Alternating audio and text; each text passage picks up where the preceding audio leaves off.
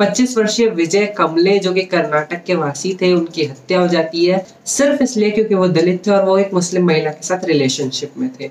India today से बातचीत करते हुए उनकी माताजी ने बयान दिया कि उसको एक फोन आया था जिसके बाद वो घर से गया और उसके बाद हमने उसकी आवाज नहीं सुनी। फिर उनकी माताजी को फोन आया जिसमें बताया गया कि उसको मारा गया है और जब वो उसके पास पहुंची तो उन्होंने देखा कि उसके सर पे मारा गया और उसकी मृत्यु हो चुकी है।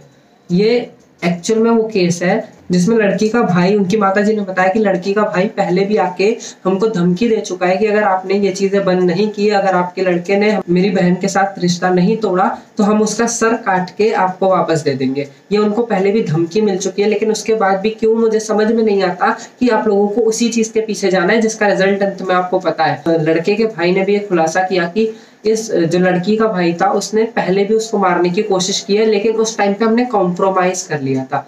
अब ये भी एक बहुत ही मूर्खतापूर्ण चीज है कि आपको पता है कि अंत में रिजल्ट क्या है। एक बार वो मारने की कोशिश कर चुका है, उसके बाद भी आपको रिश्ता वहीं रखना है, उसके बाद भी आपने कॉम्प्रोमाइज कर लिया।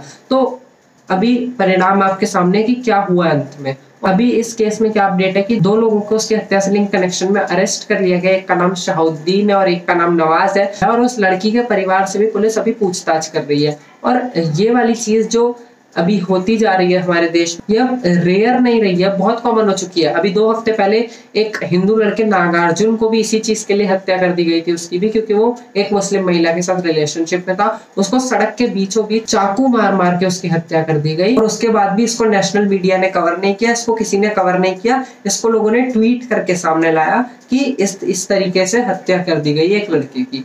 अब अगर हम ये सोच के बैठे रहे कि हमारा क्या जाता है, हमारा तो कुछ नहीं गया, हमारे घर में से तो किसी के साथ ऐसा नहीं हुआ, तो इस यही चीज इन आरोपियों को, इन हत्यारों का मनोबल बढ़ाती है कि कोई कुछ नहीं करेगा, 2-3 दिन की बात है, उसके बाद सब शांत हो जाएगा, हमें बेल मिल जाएगी।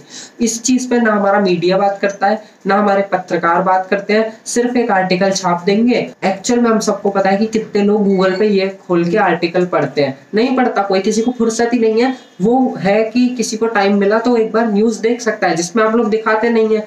तो एक्चुअल में कहां से पता चलेगा? लोग आवाज नहीं उठाएंगे, लोग आवाज नहीं उठाएंगे तो ये वाले केसेस दिन पे दिन बढ़ते जाएंगे।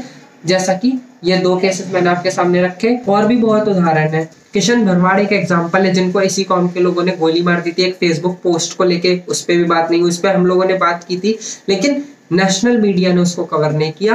लोगों ने उस पर बात की लेकिन मीडिया के कान पे जू नहीं रही। उसने ये तक नहीं किया कि एक बार इस खबर को बता तो दे, एटलीस्ट लोगों को पता तो चले कि हमारे भारत देश में जहाँ पे संविधान को श्रेष्ठ माना जाता है उस देश में क्या हो रहा है। शिवम एक हिंदू लड़का जिसको रामनवमी पे पत्थर फेंके गए, जिसपे पत्थरबाजी हुई, इसके सर की हड्डियां टूट गई।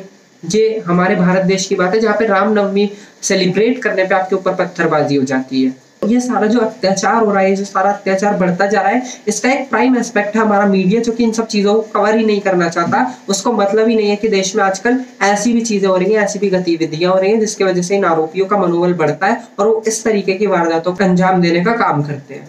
तो एक्चुअल में बात करना आवश्यकता है। तो ये वाली जो मानसिकता है ना कि हमारा क्या जाता है, हम क्यों बात करें, इस चीज को छोड़िए और अभी की आवाज उठाइए, क्योंकि अगर अभी आवाज नहीं उठाएंगे तो एक्चुअल में बहुत देर हो जाएगी और फिर आपका भी कोई अपना व्यक्ति अगला इनका निशाना हो सकता है। इस वीडियो में इतना ही है। आप लोग इस वीडियो को शेयर कर सकते हैं। जय हिंद।